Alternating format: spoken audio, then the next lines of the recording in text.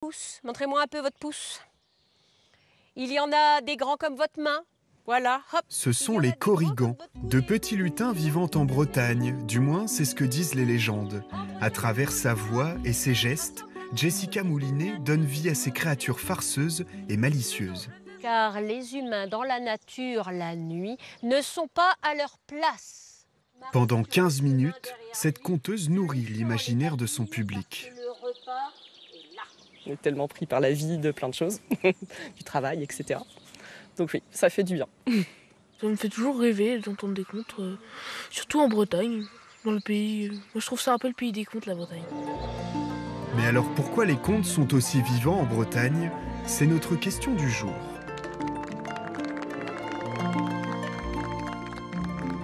Brocéliande, un décor majestueux de 10 000 hectares couvrant l'Ille-et-Vilaine et le Morbihan. Cette forêt doit aussi sa réputation à la légende du roi Arthur. Ici, sous le rocher glissant, lors d'une partie de chasse, Lancelot, chevalier de la Table Ronde, aurait embrassé la reine Guenièvre, alors épouse d'Arthur. Avant la légende arthurienne, on avait aussi nos contes locaux, nos contes qui parlaient de lutins bretons, des Korrigans, des Korilles, des Cornicanais, des poules piquées. On va en avoir toute une flopée, une farandole de lutins de Bretagne. Pour les amateurs de ce patrimoine breton, des balades contées sont proposées dans la forêt. Jessica Moulinet faisait partie de la confrérie des guides conteurs de Brocéliande.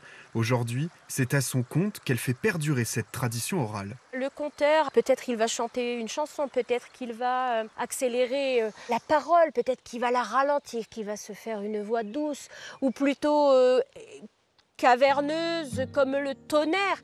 Et ça vous emmène, ça vous transporte.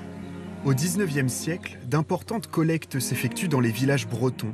Les histoires orales des lutins, des fées ou encore de l'encou sont publiées. Elles prennent alors une forme définitive.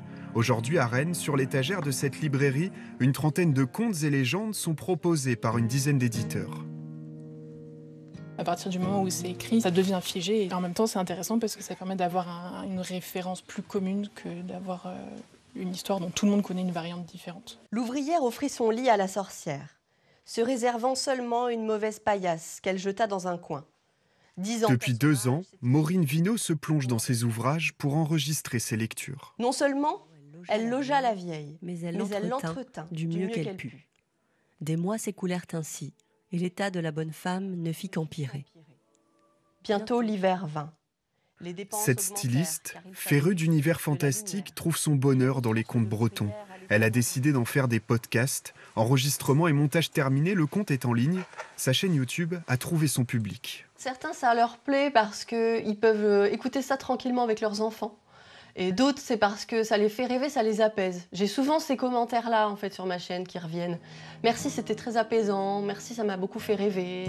La pauvre enfant fut obligée de vendre pour 2 écus une petite croix qui lui venait de sa mère. Peu de personnes sont capables aujourd'hui d'écouter une histoire sans qu'il y ait d'image. Donc je pense que c'est hyper important de perpétuer comme ça les lectures de contes, de les faire ressortir des livres et d'essayer de faire aussi briller un peu les yeux des gens, de cultiver notre âme d'enfant. Le conte, une tradition orale qui se perpétue grâce aux conteurs et aux outils numériques. Ce patrimoine n'est pas prêt de se refermer.